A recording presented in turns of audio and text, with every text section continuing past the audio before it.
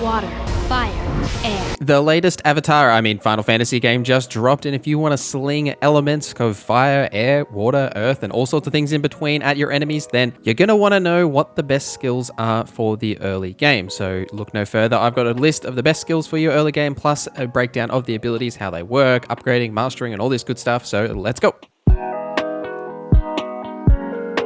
Let me know in the comments your favorite Eikon powers. So let's start with a general overview. Now, you start out with just the very basic Phoenix line plus like the basic skill tree in the center. And as you progress through the story, you will unlock more of these circles, and there are 7 of them in total, and they all represent a different icon as well as like different powers that you can learn from them.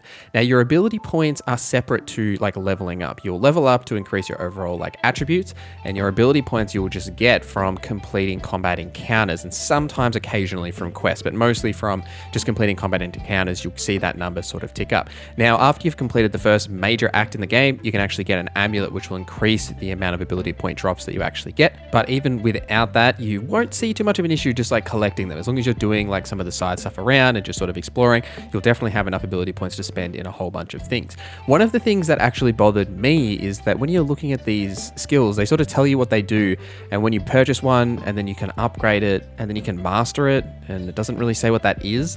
But if you actually hit the details button with triangle, it'll actually tell you what happens for that specific skill when you upgrade it and when you master it. For all of like the Eikon powers, when you master them, it will allow you to assign it to any icon, which is completely irrelevant for the early stages of the game. So definitely don't master anything and waste those ability points until you've got like more than at least 3 of the Eikon powers, so you can assign them different things. But upgrading them is absolutely valuable, especially for the key ones you want to use, because they often add like extra damage or extra strikes, that sort of a thing. So definitely consider doing that. Now, a personal thing for me, I don't like the control scheme, so I changed to type B in the system settings. I just thought I'd point that out for anyone that thinks it's weird that R1 is evade rather than like circle or something, if anyone else is freaked out by that, but you can change them in the control system if you are like me. Let's cover the best basic abilities first. Now, this is obviously the first tree that you'll invest in, and they are significantly cheaper than everything else, which is I think one of the key reasons that you should definitely invest a lot of points in here.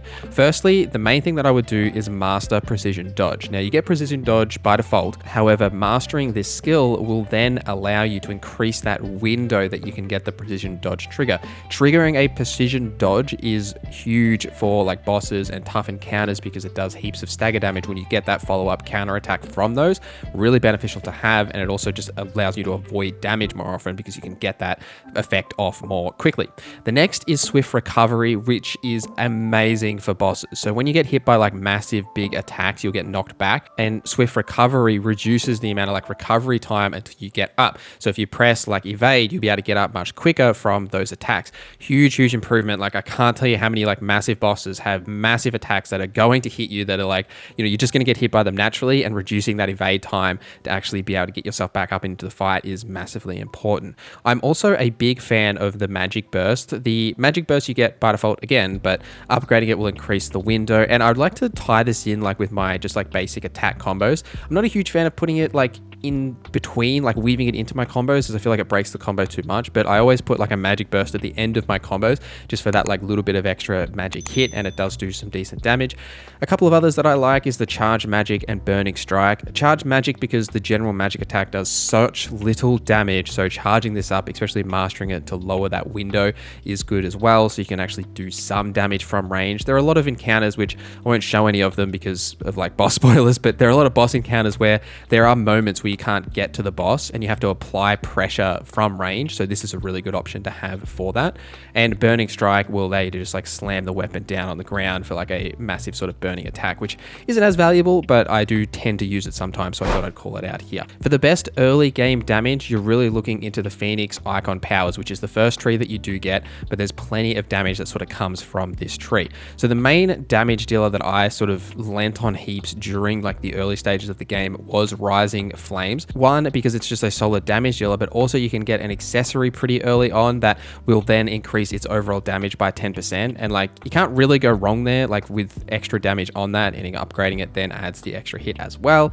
Definitely a valuable skill to have. I also really like Heatwave as an alternative than the basic one that you get. Now, this puts a shockwave in front of you that will damage enemies, and if you upgrade this, you get an extra shockwave. This, I feel like, does does more damage than the other fire skill that you get at the start of the game. And the Flames of Rebirth are really good as well if you want to invest all of your ability points there, but it is a huge investment in the early stages, so I wouldn't worry too much about that. But a good distinction that I would think about for the early game is that a lot of the damage from Eikon Powers comes from fire, and a lot of Stagger and CC comes from the Garuda line, which is what we're going to talk about now. So the Garuda line is a little bit weak in terms of its damage. It's mainly focused on Stagger, and that's sort of why you get these two first, because you've got a damage and then a Stagger and CC sort of one. A key one that I would invest a lot of points into early, because it is expensive, is Aerial Blast. This is like the ultimate in Garuda's line, and this will just create a tornado that'll suck enemies in, and smaller enemies will just be stuck in the whirlwind. They won't be able to attack you, and it will basically take them out of the fight until that whirlwind ends. Excellent. It is a fantastic skill because there are lots of encounters where there are heaps and heaps of enemies.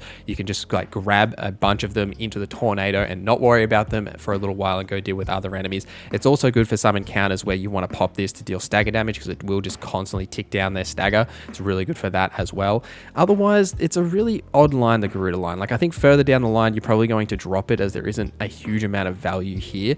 The one thing that I really like about this line is Deadly Embrace. Like, don't sleep on that, because if you have a tough enemy or a boss that has a stagger meter and you get it to half, there's a brief window where if you use Deadly Embrace on them, it will trigger a takedown, which will then partially stagger them and allow you to deal more damage to them for a brief period of time while they're stuck on the ground. It like gives you, it's almost like staggering them, but it's like a brief, like partial stagger. It's really good for those encounters, and I've used that heaps.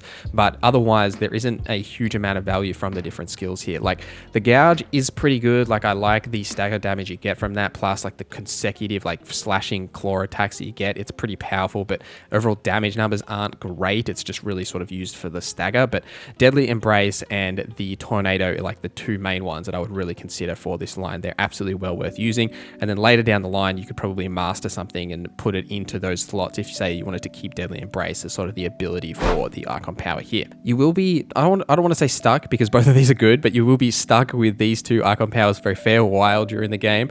After the first like major pivotal story moment, you'll start getting more, and you'll start getting like Ramar is the next one you'll get, which is like a lightning sort of focused powers. Now this one will come sort of around like level 25-ish. It happened for me. It just depends on how fast you go through like that initial first like major story beat in the game, but it is a good mix between damage and stagger. Plus, I really like the ability Blind Justice here, which will hurl balls of lightning at the target. It does sometimes take a little while to sort of wind up those effects, but it does deal good consistent damage to them if you can actually trigger it on them as it like discharges the lightning. It's a decent amount of damage, and it's a little different to the other powers that you get from the first couple of lines, so it's well worth using for some more range damage, which is something that you do sort of struggle with as Clive. Like, he doesn't have a lot of ranged options that deal consistent damage, so this is a good option to have, even just using that. But overall, the lightning skills here are actually like really valuable to use. Like, Thunderstorm does heaps of damage as it like pulls down the lightning. Pile Drive is a good stagger and damage ability. Both lines here are really valuable to have. But let me know your thoughts down in the comments below and your favorite Eikon powers. Thank you guys for watching this video till the end. Thank you to our members for supporting the channel. My name is Norza, and I hope you have a great day.